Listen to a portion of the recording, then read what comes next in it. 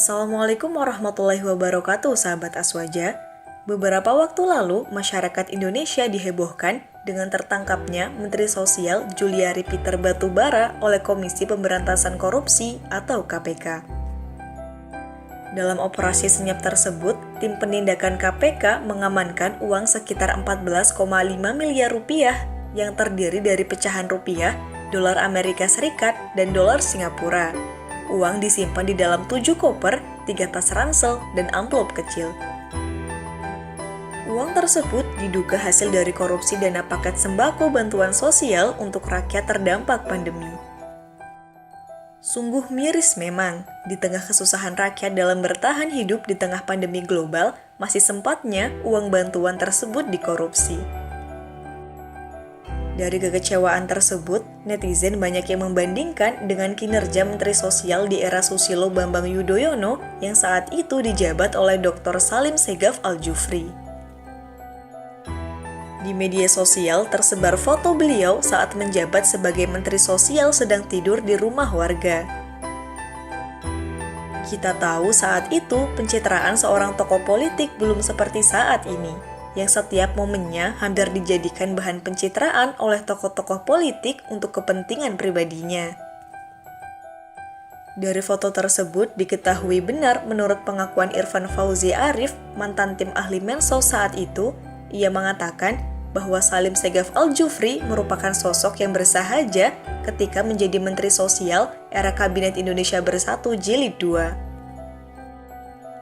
Salim Segaf yang melakukan perjalanan ke daerah-daerah sering menginap di rumah masyarakat dibanding hotel mewah.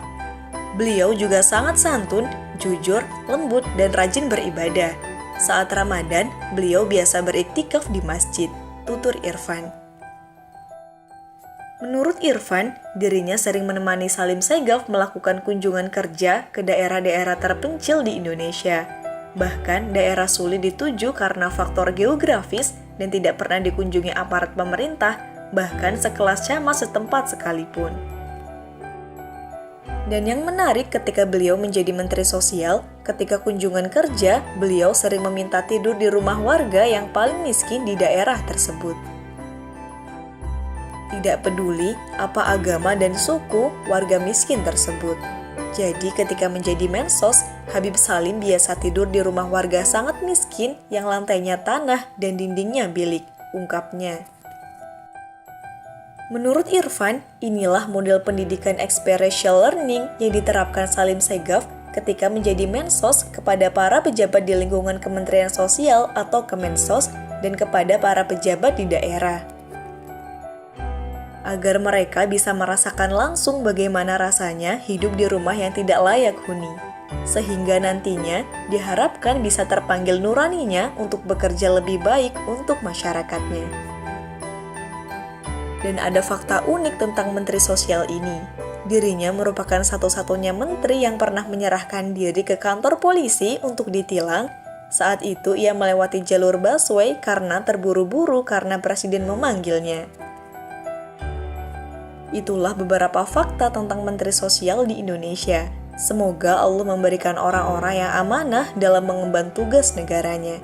Amin ya robbal alamin. Wassalamualaikum warahmatullahi wabarakatuh.